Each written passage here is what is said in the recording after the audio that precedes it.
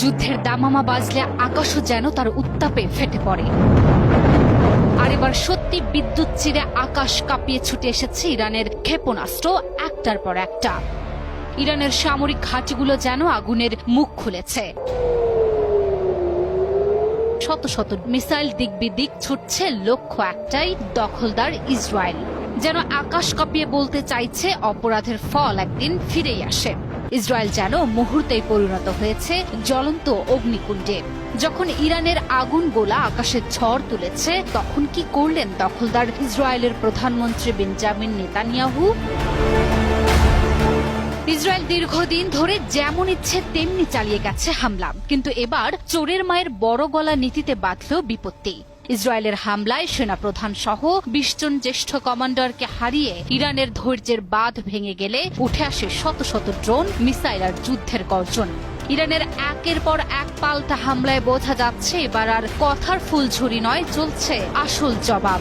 এই দৃশ্য দেখে শুধু সাধারণ মানুষই নয়, মাটির নিচে লুকিয়ে পড়লেন স্বয়ং ইসরায়েলের প্রধানমন্ত্রী বেনিয়ামিন নেতানিয়াহু। সাথে ছিল তার পুরো নিরাপত্তা বাহিনী এবং মন্ত্রিসভার শীর্ষ কর্মকর্তারা।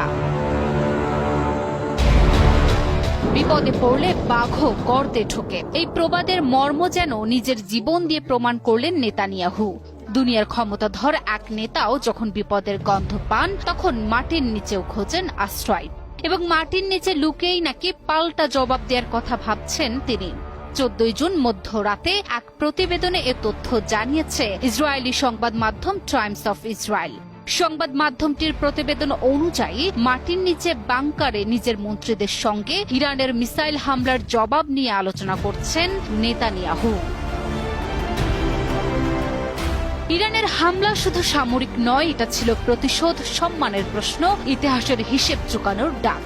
বিশ্ব হতবাক। যেখানে অনেকে ভেবেছিল ইরান শুধু হুমকি দিয়ে থেমে যাবে, সেখানে তারা যেন এই হামলার মধ্য দিয়ে ইসরায়েলকে আঙুল দেখিয়ে বলল, খালি কলুস, তোরা বাজিস বেশি। এ যেন জাহান্নামের দরজা খুলে যাওয়া, আগুনে মোড়া প্রতিশোধের ঝড়। ইসরায়েল যারা ভেবেছিল সবকিছু নিয়ন্ত্রণে আছে, তাদের ইরান বুঝিয়ে দিল, অন্যায় যতদিনই চলুক, একদিন তার দাঁত ভাঙা জবাব আসে। এর আগে 13 জুন শুক্রবার ভোরে ইরানের বিভিন্ন জায়গায় ব্যাপক হামলা চালায় দখলদার ইসরায়েল। এরপর সারা দিনই দেশটিতে হামলা অব্যাহত রাখে তারা। ভয়াবহ এ হামলায় ইরানের সেনাপ্রধান মোহাম্মদ বাঘেরি, সামরিক বাহিনীর এলিট শাখা ইসলামিক রেভলিউশনারি গার্ড কর্পসের প্রধান জেনারেল হোসেন সালামি সহ অন্তত 20 জন জ্যেষ্ঠ কমান্ডারকে হত্যা করে ইসরায়েল। এই অবস্থায় 24 ঘন্টা পার না হতেই